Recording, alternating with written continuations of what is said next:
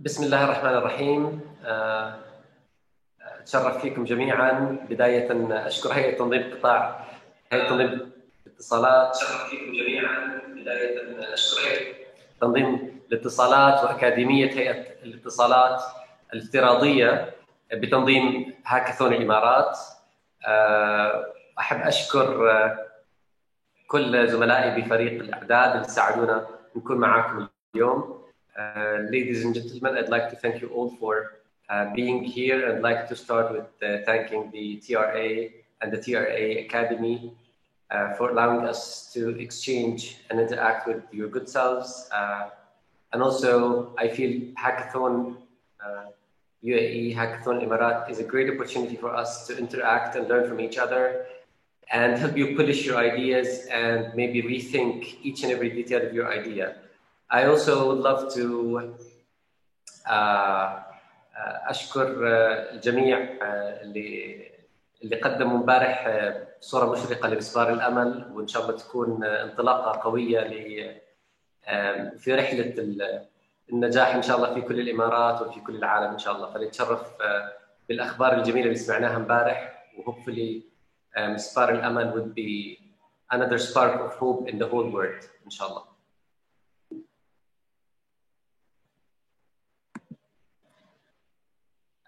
بداية, just I want to speak in Arabic for the first few minutes, highlighting the history of the hackathon and the progress so far.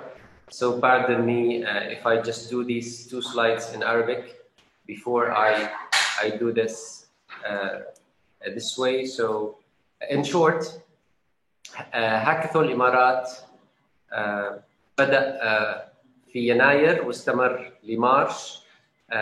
غطى كل الإمارات العربية المتحدة وكان برنامج حافل في المحتوى، ومن ثم الآن إحنا في مرحلة الدعم والإرشاد، وأتمنى من الجميع يستفيدوا من هذه المرحلة اللي سيتبعها استعراض المشاريع ومن ثم الاستمرار في دعمها من خلال التدريب، النصح والإرشاد والخدمات المساندة، وأيضاً توفير فرص استثمارات من خلال الديمو داي. واتمنى صراحه الديمو داي يكون انطلاقه ناجحه للعديد من المشاريع اللي شاركت في الهاكاثون واستمرت معنا لليوم. فاتمنى من الجميع يقتنص هذه الفرصه وتكون فرصه واعده لهم جميعا ان شاء الله. اوضح ان الديمو داي راح يكون باذن الله ب 15 سبتمبر، وهدفه عرض المشروعات الفائزه وتاهيل المشاركين لبرنامج الاحتضان والاستثمار بعد ذلك ان شاء الله. سأبدأ صراحة في محتوى الجلسة. So I'll switch to English. Valuable Position Design. So I want to ask everyone about this list of companies. I'm sure many of you have heard of them. Maybe none of them are so popular now. Maybe many of them failed, many of them continued. So the big question I want to start with, why do businesses fail? And I'd love to hear on chat on basically what YouTube, do you think why businesses fail? I'd love to hear a few answers before I go into basically concluding. So وعليكم السلام جميعا. أتشرف في فؤاد وأبو آمنة وأمير البلوشي الجميع. أتشرف فيكم جميعا. So سؤالي لو تعطوني في إجابات قصيرة برأيكم, I'd love to hear a few short answers. From your perspective, why do businesses fail? What do you think? For those of you who are just thinking of great answers, I can ask you, do you think like businesses fail because of issues in HR maybe? Do you think they fail because of issues of financing maybe? What do you think the number 1 reason? Refuse to change. Yeah, this is a very good answer. So if businesses refuse to change, that's a good reason. Maybe that lead to failure. Okay, what else? Any other answers on this? Maybe many people are typing. So bad planning, سوء التخطيط, sticking to the old methods, bad planning. They couldn't reach the desired customers. Very good answer. Thank you, Mariam. Welcome. Assalamu alaikum. Product market fit is not there. Dina, that's a good answer. Yeah, so I trust you'll provide very great answers for this. And I trust there are many reasons that lead to failure in business. But I think, and I do believe that the number one reason for businesses to fail is that they built something nobody wants, right? So as you can see here in the chart, and I'm pointing with my cursor, maybe like hiring poorly is number 2, lack of focus is number 3, and there are so many other reasons. There are maybe 100 and maybe even beyond that number of reasons that you can figure out that they cause failure. But I think, and I do believe, the number one reason for businesses to fail, and this reason, by the way, is a killer reason, because like if you have the best people, if you have focus, maybe if you have a lot of great ingredients, but you didn't build something that somebody wants, then you're doomed to fail, right?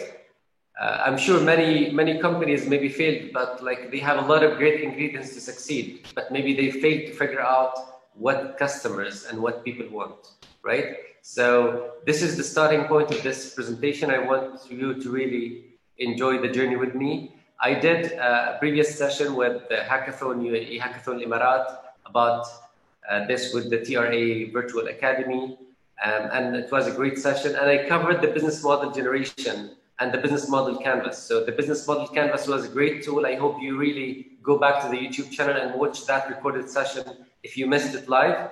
It's a great intro to this session. I'll go into the business model canvas. And as you can see in front of you, we've discussed the 9 building blocks, and we managed to basically elaborate about each and every one of them. So as you can see here, I want to zoom into the business model canvas and not stick to the whole of it. So I will zoom into 2 key blocks, the customer segments and the value propositions. So let's zoom in.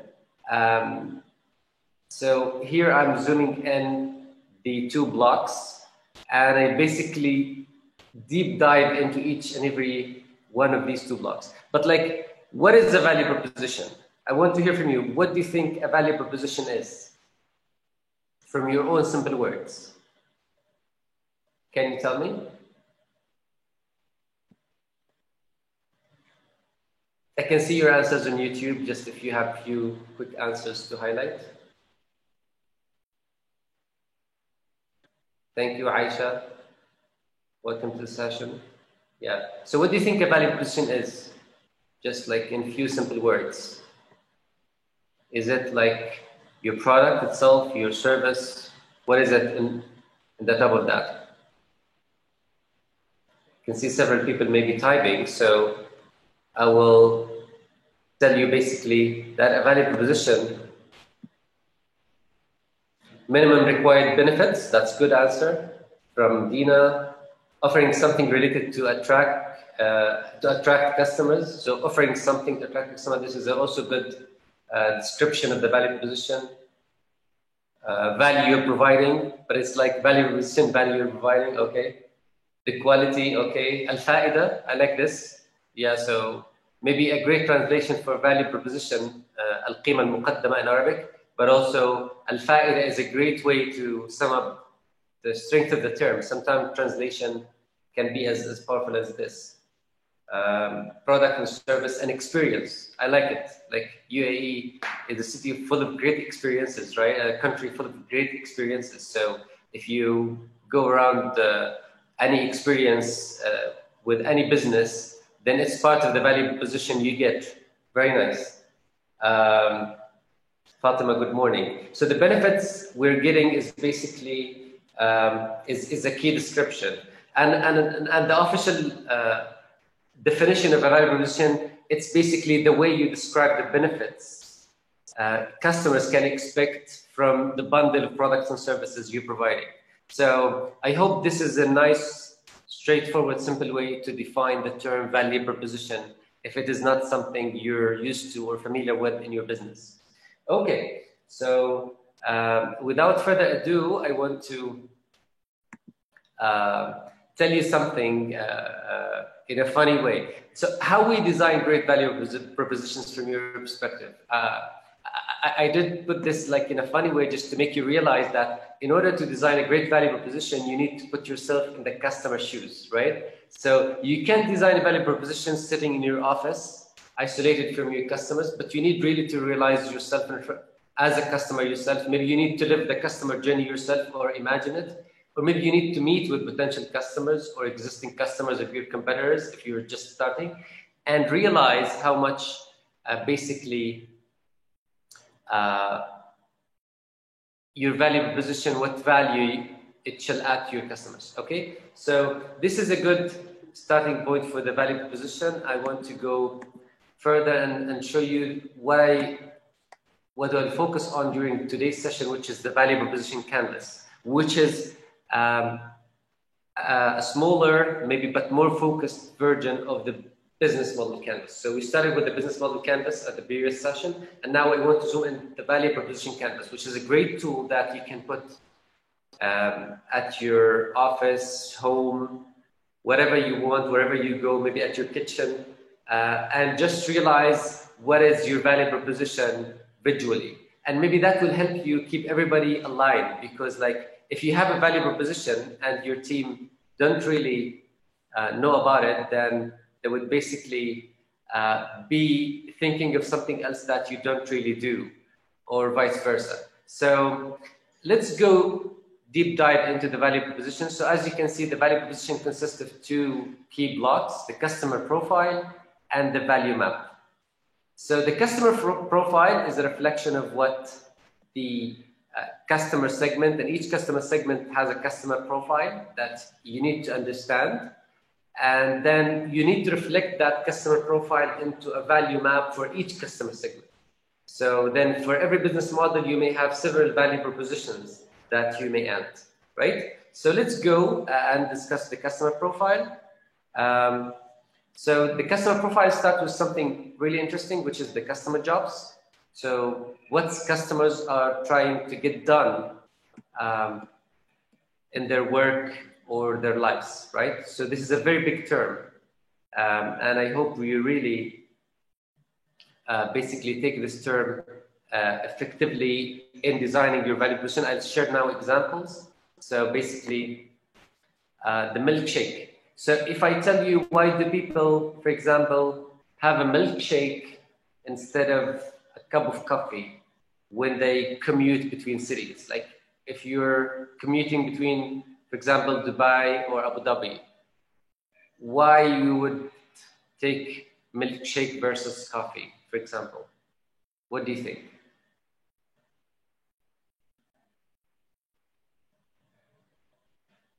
So maybe many people think of different reasons, but I can share with you a very interesting reason. A milkshake is something you spend more time drinking. Maybe a milkshake maybe give you a different experience than what a coffee gives you. So sometimes coffee time is different than milkshake time. So this is a popular case that many people, when they commute between cities, they go for a drink that takes much more time to drink than maybe a hot drink, unless maybe you put a hot drink and you keep its temperature high, right? So then the jobs to be done for people who would love to get a drink on their way between cities and commute between cities is basically, they want a drink that is basically giving them maybe a sugar dose, right? If you want like a long commute, maybe a nice, delicious taste, but also it does not make their hands dirty, right? So it's not a donut, it's something really sweet, but you drink easily. So this is an example of when you design a product, like a food and beverage product for people on the way between cities. Do you then offer them coffee, milkshake, or maybe a combination of that? This is an example of how you can design sometimes products for different jobs to be done for customers. So this is the first block I've discussed with you now, which is jobs to be done.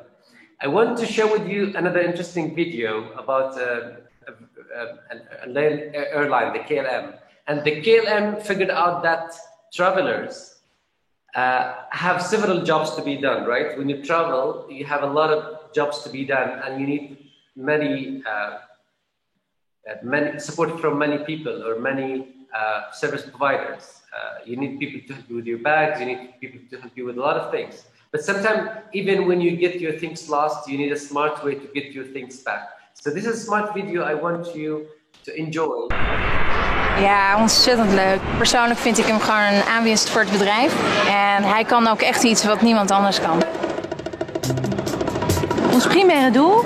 And I want to ask you a few questions at the end of the video. So enjoy. Om gevonden voorwerpen zo snel mogelijk terug te brengen naar de eigenaar. We houden daarvoor een social media in de gaten. En de crew die na elke vlucht het vliegtuig checkt. Ik vind het ook wel heel erg leuk dat we natuurlijk een beetje hulp daarbij krijgen.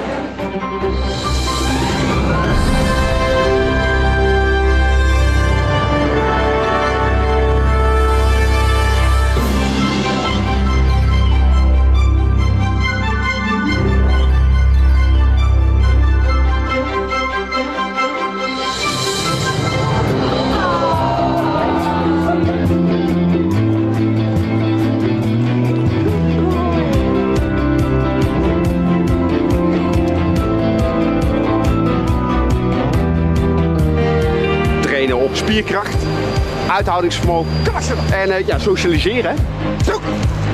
Ja, en als je die reacties ziet, dan is dat eigenlijk wel heel mooi.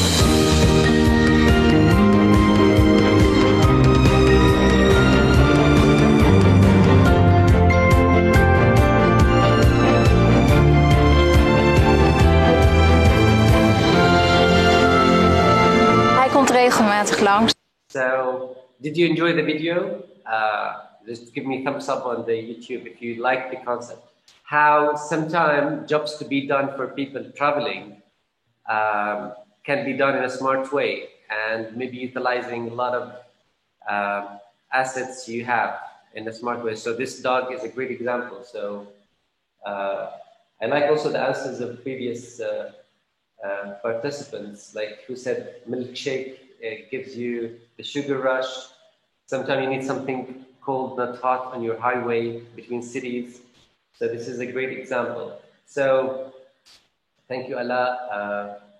Thank you, Malika, Ruri, for the contribution. So back to the KLM case, this is a great example of jobs to be done. So sometimes you need to think of your customer if you're speaking and you want to provide a product or service or a value proposition to a traveler, then maybe this is a great, interesting case to look at. Okay, so let's go into another concept. This is a very interesting video I want you to watch after the session, not now, because it's a bit long video, but it talks about something called reframing. So if I tell you that this very interesting concept that you need to observe and not just ask about why you take things in a different way. For example, if I tell you, I want to drink something, you need to ask me, what do you want out of this drink? Are you thirsty, so you need water? Or do you need something to focus more? Or do you need something to wake you up? Then if you ask the why question several times, you reframe the problem that, the underlying problem. And then you end up getting a more accurate and even better answers. So you can't say that you're providing something by just taking the first problem statement, right? Sometimes we hear a problem and you say, I want to drink something, but you need to ask me why you want to drink something. And then I tell you, because I feel hot.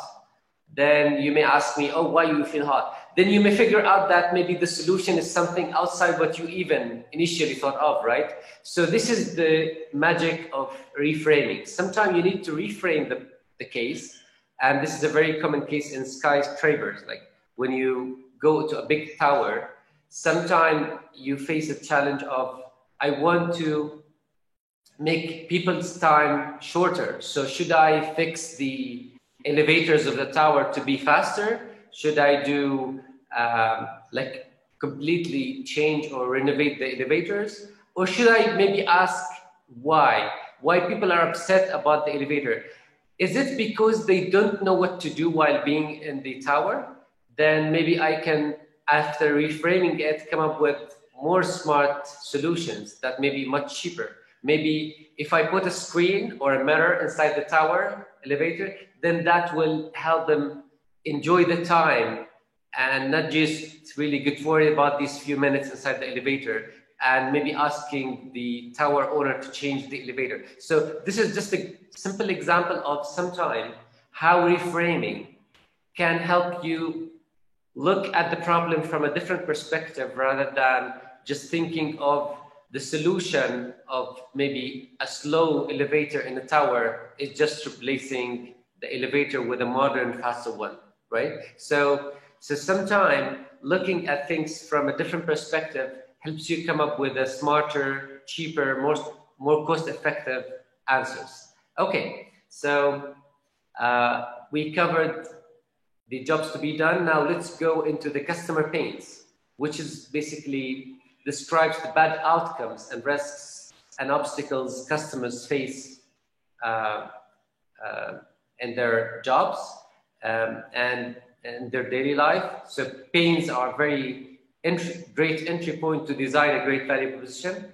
And gains, the customer gains, it's basically the benefits that the customers are seeking in a space or in a special situation or in their lives.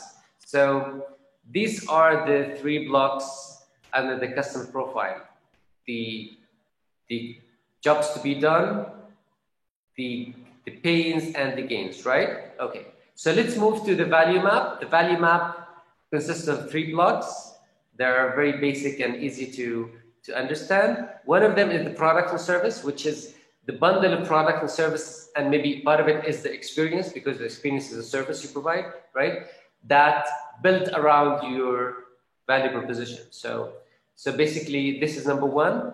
Number 2, the pain relievers, which is basically what your products and services are doing to elevate the customer pains. And then the gain creators, which is basically what your product and services create for customer gains. So let's go into the example and look at the canvas. So the best way to do the value proposition design properly is that when your products and services meet the customer profile perfectly well, right? And this is what we call problem solution fit, right? So problem solution fit is a key issue you need to figure out when you design your value proposition. And if the solution you're giving, which is the value map, meeting the customer profile perfectly well, then this is the best fit. And it's number 1 and first step of a fit that you need to have in your business. So have you heard of bourbon? I want a quick answer, yes or no, in the chat. Have you heard of bourbon? How many of you heard of bourbon?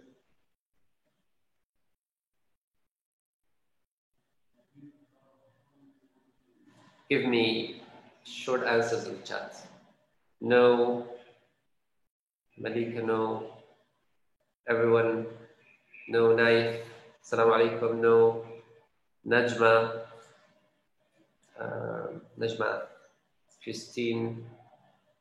Christine says yes. Oh, that's great. Okay, so I'll ask Christine about bourbon shortly.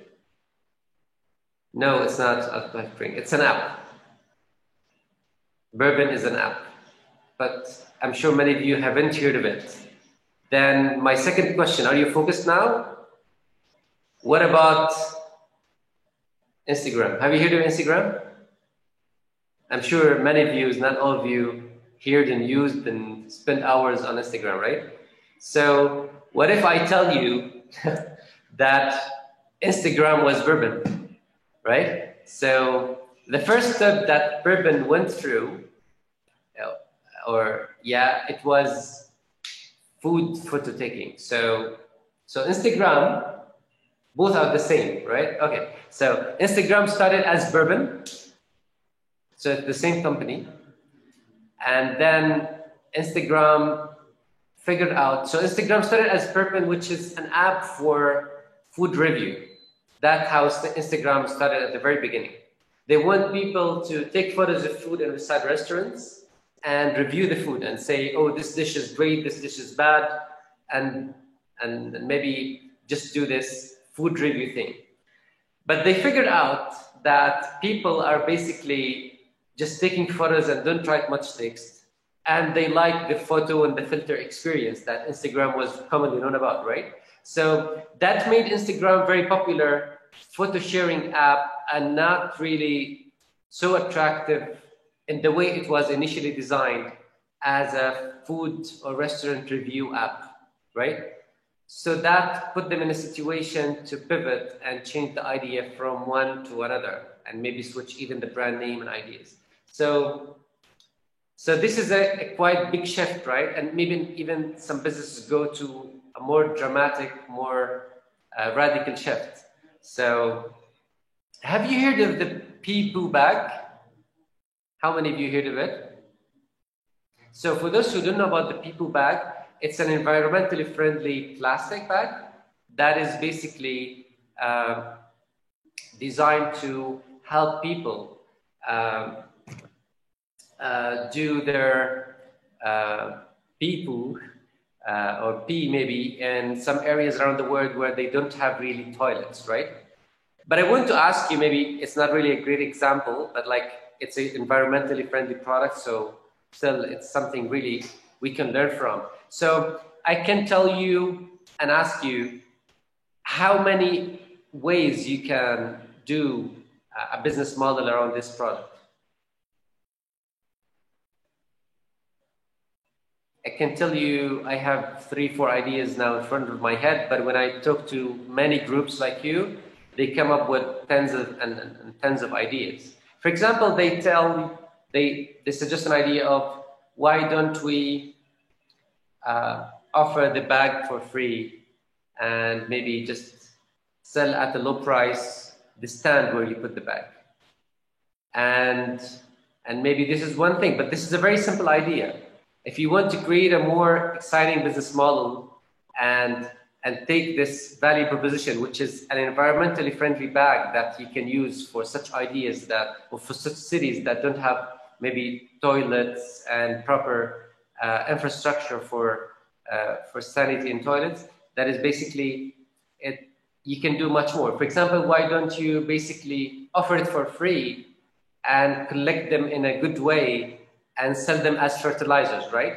So then you're taking value somewhere and you're giving it to those people without really proper infrastructure for toilets, and it's a free of charge, and it's keep their environment even more hygiene, right? Because you don't want them to do it somewhere that is not really safe for them, and you take it and sell it as a fertilizer. That's a very great example, and this is really happening now in real life. And some people said, like, I want to type something in the bag and maybe do some sort of, I don't know, advertising in the bag. And many crazy ideas come, but like the real ideas that stick and work is that the ideas that are sustainable, that are fitting the customer segment you talk to. So business models and value propositions are very hypothetical at the very early stage, but you need at a certain stage to test them and make sure your customer segments are basically happy with such way of handling this invention, right? So this is a environmentally friendly type of plastic or material that basically can be used in such great application. So fast food packing, I like it. So imagine if people took that same exact material and use it for fast food packing. This is an idea on the chat. And camping, wow. For camping, definitely you may need something like this because you don't have much of public toilets maybe in the wild, right? So this is a great idea to enjoy. So Baby OLED is a very great idea for designing a value proposition. I want you to go through this idea because it shows how we switch between the business model canvas and the value proposition canvas in illustrating our ideas and understanding them. So, and I have to do it this way because like the value proposition canvas is part of the business model canvas. It's not isolated from it, right? Okay, so let's start. Have you heard of OLED? It's a popular company. It's a real case of a company. So Baby Alet started as a basic idea that wants to, at the very beginning, that wants to give parents who are worried about their kids and have maybe history of early death rate in their families, give them a monitor for their pulse rate. So, and that basically, that was the initial thing. But then they said the first business model and the first product we want to offer and the first value proposition is basically we want to sell it to hospitals. That was the initial version of the idea. So they said, this is our business model canvas. We want to offer hospitals and nurses and sell that through a sales force of a channel, maybe sales representatives visiting the hospitals, and sell them the value proposition of pulse monitor. That maybe will reduce the chance or maybe the hassle that nurses face when they treat such type of newborn babies who maybe have higher chances for early death. And so they want to talk to nurses and hospital administrators. So they started with nurses. They said like, okay, nurses have very shorter times to spend with each and every boy or a little baby boy, baby girl, whatever. And they said like, they need really monitoring. The jobs to be done is monitoring patients. Their gains or the gains they look for is that they have shortest times, and the pains they have is basically having a cord connected to a system and sticking to that system is a limitation. So having a cordless or wireless system will allow this to basically be an effective way to handle those babies. So this is the customer profile of one of the segments, which are the nurses. Now the value map for this is basically, they give them something wireless. They put like that device on the feet of these babies. So it's basically something that you just put on their feet. So it's simple to attach and deattach from babies because, you know, they wash them, they change for them frequently. So they need something very small and delicate to deal with these babies at this very early age. And then the product and service is the pulse monitor itself, the complete product and service offering. Now they went to hospital administration. Basically, part of the challenge was the jobs to be done is basically buying material and managing budgets, right? For hospital administration. So they told them, we want to offer you wireless, hassle-free devices for tracking. But they said, this is extra cost. Our nursing team is doing enough job without investing an additional cost on your new devices. So they received a big no from hospital administrations when they started. Hospitals said, we do not need a wireless pulse oximetry.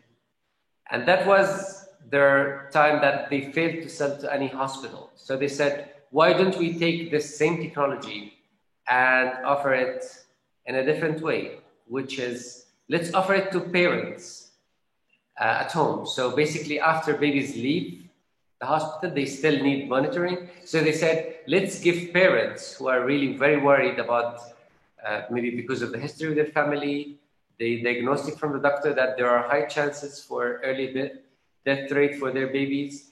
And we give them a baby alarm system that we sell at the baby stores, right? And maybe they said, we want to offer it at a price range of $200. And the key value proposition is basically providing peace of mind for very worried parents, right? So that was the second version of the business model. They went to talk to parents. They find them really excited about this because the jobs to be done for them is taking care of babies. The gains they look for is peace of mind and convenience, right? And the pains they have, it's the sudden infant death syndrome, is IDS, which is a common disease. Maybe people in the medical field know about it. I don't want to talk jargon now. And then at the value map side, you can see what the product is offering to this segment after they pivoted to meet a new segment, which are parents, not hospitals or nurses. So they figured out that they want to give them a wireless monitoring, which is a game creator. They want to give them a smart booty that they give to their little babies. So it's easy to wear and unwear, take on, take off for their little babies nicely and smoothly, not really heavy for their babies. It's very flexible.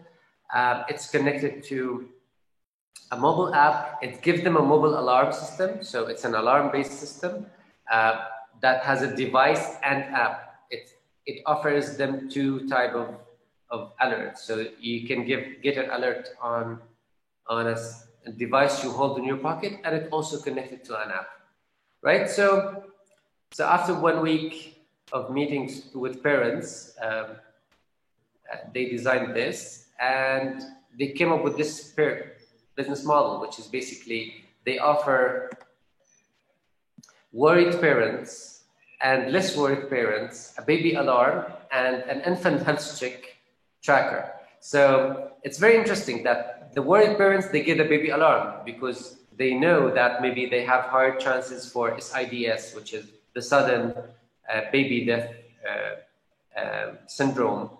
But maybe any other parents who just like want to keep tracking of their baby health at the very beginning, they also may love the device as well, and they get the infant health tracker, right? So are you following with me, right? So this is the value proposition that the other parents get, and they just sell it on baby stores for everyone. And the price range, they felt it's very good. And this business model, if you remember the business model canvas, requires an FDA clearance, right? So you can see as a key resource for this business model to work is the FDA clearance. So do you think, if you don't have the FDA clearance, what would you do? Because simply, if you can't sell this device with this definition in this way with the FDA clearance, you need to do something different. If you offer a baby alarm system, you need the FDA clearance, right? So it's part of the way you offer this product and service. So if you don't have an FDA clearance, which was their case, they decided to do something a little bit different. They said, let's focus on a total or maybe a smaller different segment. They figured out basically that the FDA clearance may cost them $200,000, which is something they don't have at that time. So they said, let's start by offering the less worried parents, which is a very doable segment, right?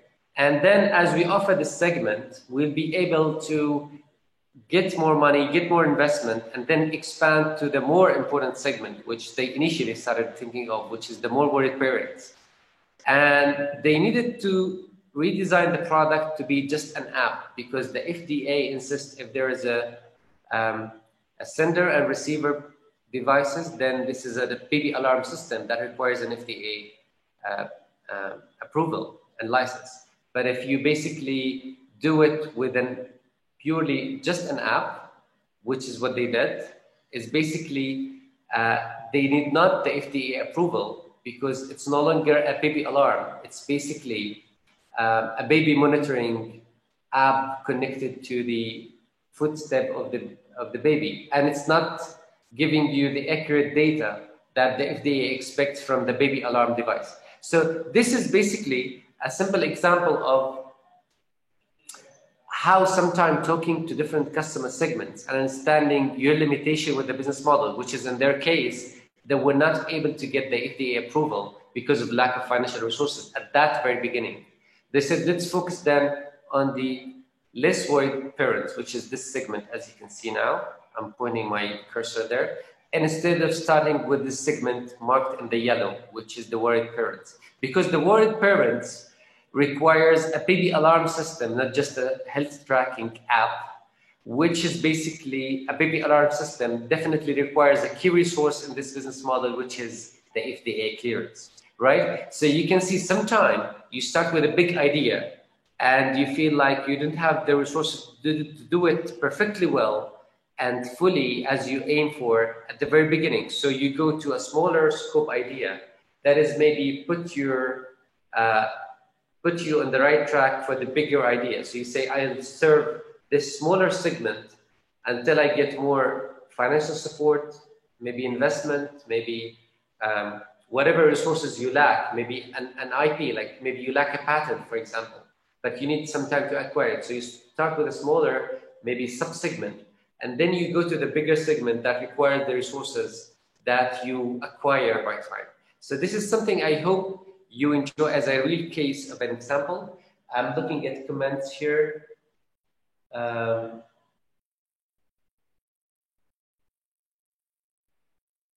Yeah, so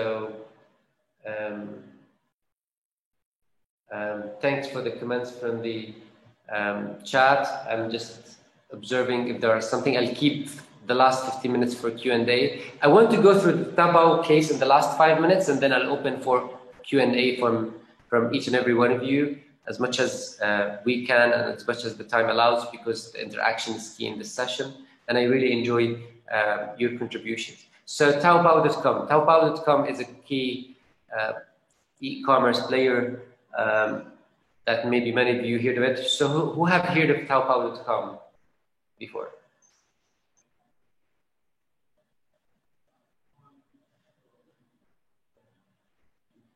Taobao.com, how many of you have heard of Taobao? Just by show of thumbs, maybe in the chat. Or maybe say, yes, I know Taobao, or no, I don't know about it. No, Dr. Suzanne didn't hear about it. So I hope this case would add value. Okay, cool. So first time, maybe many of you, it was first time, that's great. So the Taobao case. So Taobao started in 2003 as a C2C platform.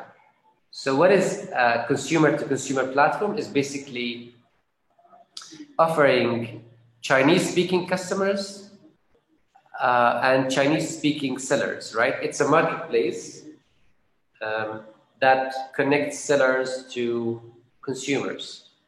And that was their business model. So the channel was Taobao.com. They offered online customer service. So people can really get proper support when they sell online. And now I want you to zoom with me on the segment. So basically it was a consumer-to-consumer platform. And then the customer profile of these Chinese-speaking customers was they want the jobs to be done. They want to find and acquire goods, right? And the gains they look for, the pains they have in the market was high prices, low quality, lack of trust, right? While the Chinese sellers, they want to sell used and new goods, right? Like any maybe potential seller, they want to sell used and new goods. Their key pains was at that time can't process payments. So there was not payment gateways good enough for them to. Yeah, it's a free platform that people can join. And they want also poor access. They have this pain of poor access to customers. So these are the customer profile of the Chinese-speaking sellers in 2003. That was their initial business model and value proposition, and the Chinese-speaking consumers. So that was their initial way, and they started pretty much well. And they went through the journey of making this grow over time. So in 2006, they decided to do something a bit different. They said, why don't we do it or evolve the platform to do business to consumer, B2C, which basically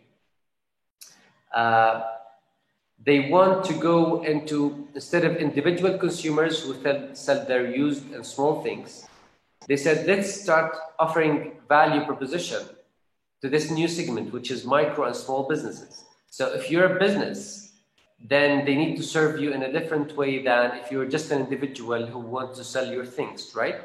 So they said these micro and small businesses, we want to help them sell products, make a living, and fulfill a passion, right? because simply it's no longer that I have an excess thing I want to sell. No, maybe I do some handicrafts and I want to have a special shop where I offer them to many people, maybe in my country or around the world.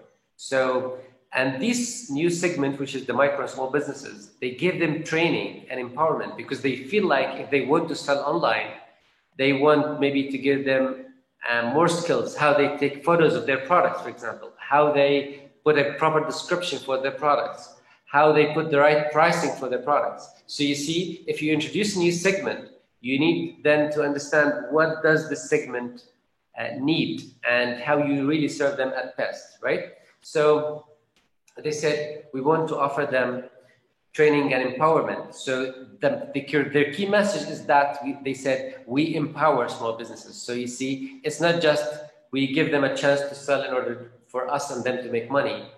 They take it with a very solid marketing message that it's an empowerment for SMEs. That was in 2006. And they then, the value proposition they give them is growth in business, right? Because simply if you're a small business and you have a limitation to sell in 2006, that was something really like key in their journey. And it was something very common as we see now in 2020, then definitely that's a business growth thing. And then they said, okay, we just basically make money through ads and we give them the chance to get a premium advanced shop feature. So you can get a free shop and you can get a premium advanced shop if you want. So, and key partnerships they acquired at that time, and that was key for their business model to work, is the fashion industry partners, because, you know, maybe if you're in the fashion industry, you need those industry partners to basically support these businesses, maybe support them, the app developers and the fashion models industry and all these ecosystem around the fashion industry, because maybe their key selling products were fashion and clothing in that time.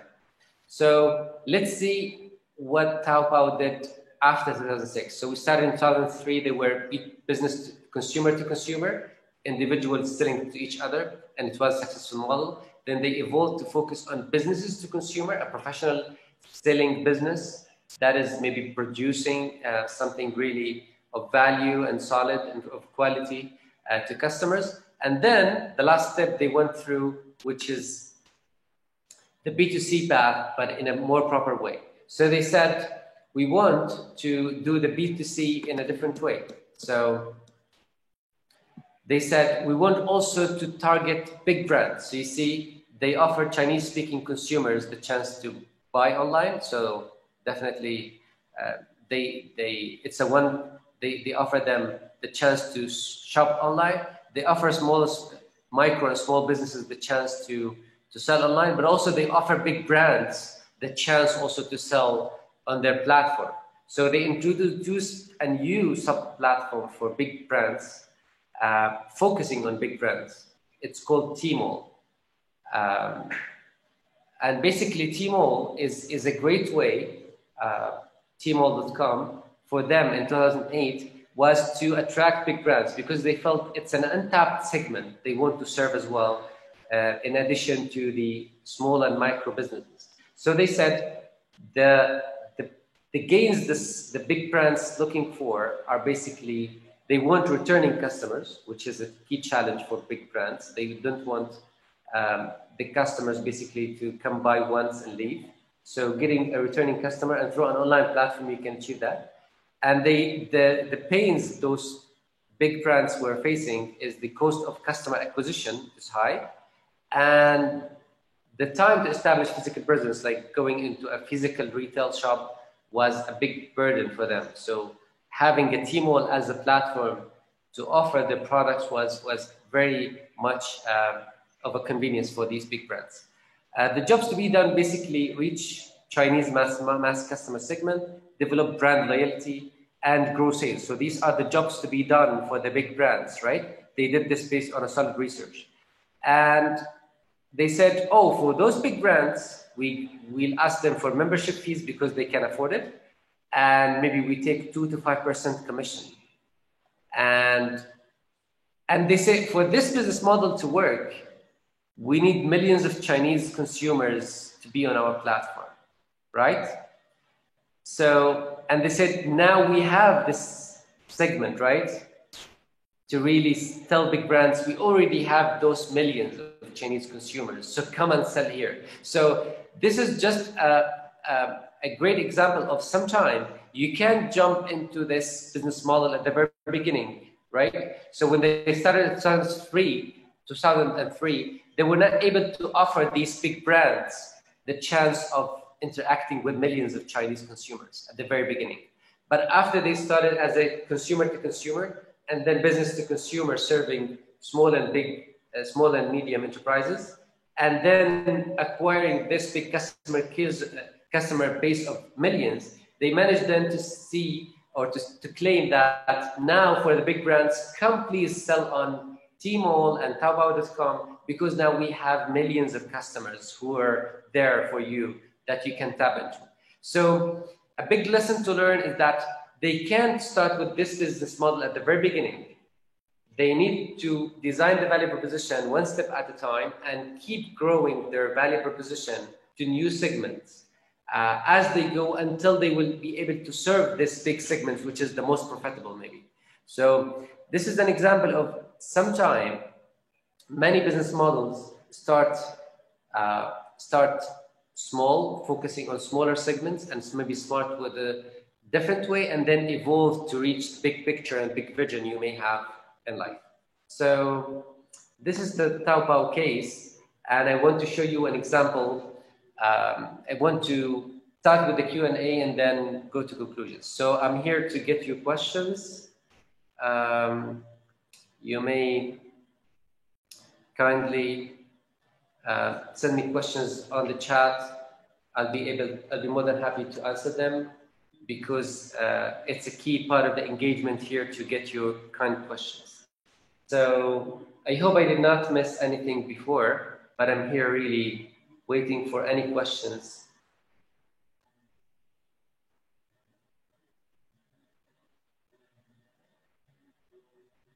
Yeah, what is mean of 2 to 5%? So it's a very good question. They said those big brands, we asked them for membership fee because they can afford it and it's worth the value proposition they give them. And they said, we'll take 2 to 5 sales commission from them because it's worth the hassle. It's much less costly than running maybe a physical retail shop or something. So they said, if we ask them for this 2 to 5 sales commission based on the category of the items they sell, then that could be a win-win. We'll not ask them for much higher membership fee. It's very affordable for this big important segment, but also a 2 to 5 sales commission is something that these big brands say, we're okay with that, with the volume we'll get and be able to sell on your platform. So I hope that answered Saeed and Moza kindly also kindly answered in the chat. That's good, that everybody is engaged and helping each other to learn and interact. Cool. What other questions you may have on this session? I'm here to really... Yes, only for big brands.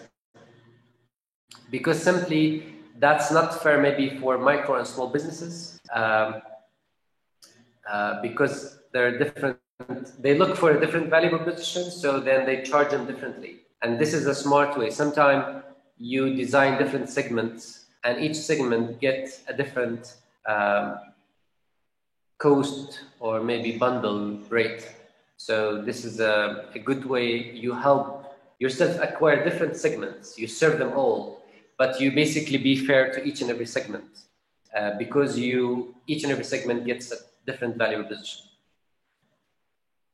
Okay, great. Is it something that you'll enjoy doing? I want to show you this chart. So I enjoy analyzing a lot of services and value propositions around me, not just the ones I provide in my businesses, but also I sometimes put this value proposition canvas in the wall and start to understand what pains and gains and what gain creators and pain relievers that I I understand about this business in order to evolve an idea or a business. Ahmed is asking, what's the best methods to study the initial cost and make sure that the idea is feasible to start with? So maybe there are different ways to study the initial cost. Maybe by asking quotations. Like if you do a cost breakdown and you say this product requires this material, then you reach out to suppliers and tell them, if I take a small quantity of this material, how much would it cost me? And if I raise the consumption, you know, the economy of scale, if I raise the consumption to this level, how much I can take a drop? And you build scenarios and you say, if I consume the initial quantity of this material at this rate, that wouldn't be much profitable. But if I increase the consumption to this rate, I'll make much better margin. So this is maybe the right quantity I need to consume. And then you design your marketing strategy to meet that. So you basically say, I want then a marketing plan that will help me reach to this number of customers who will consume this number of units if you're selling goods, for example, in order to be a profitable business. So you reverse engineer the things in a way to be able to tap the segment that you want to reach. Moses is asking, can you give an example of a premium advanced feature?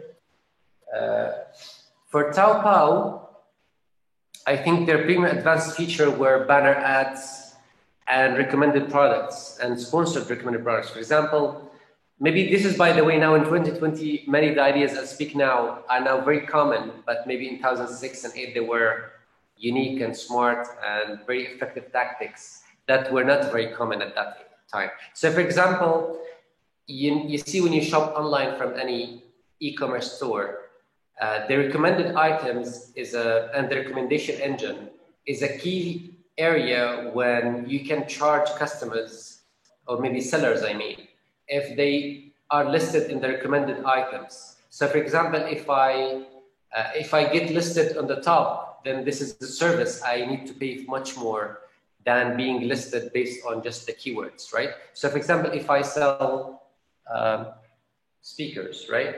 If I'm a speakers brand that sells speakers or headsets, I basically maybe need to be visible on the top results. Then maybe I need to pay premium to get listed on the top. Maybe I need to pay premium to get listed as a recommended related product when people see other competitor products. You see, maybe I need to get some banner ads. Maybe I need to do different platforms. So for Taobao, that was maybe the initial ideas on the top of my head that put them in the way to put a premium service. And also maybe part of the premium offering was basically maybe to offer video of the product, to offer a lot of things that were not offered at the free or maybe at the free segment. So that was an example. I hope this answers your questions. What other questions? I still have little more time to discuss. A quick question to you I can ask, do you have the business model or the value proposition canvas somewhere visible in your office, your desk, your home? Do you have a friend who do just like me? Tell me. Do you enjoy really looking at ideas and analyzing them visually, just like the value proposition canvas and the business model canvas? Do you see visual representation as a great effective way for you to interact and understand business? Do you see your business is aligned when you put this on the wall and tell them, okay guys, this is what we do and these are the segments we serve, and this is, as per our research, this is what they look for as gains, and this is they're worried about as pains. So let's really help them figure out the right value proposition for them, right? So do you think this is a great formula for your business to succeed? I hope so. Great. So remember, if you fail to plan, you're planning to fail. If you don't have a plan, you will end up working for somebody who does.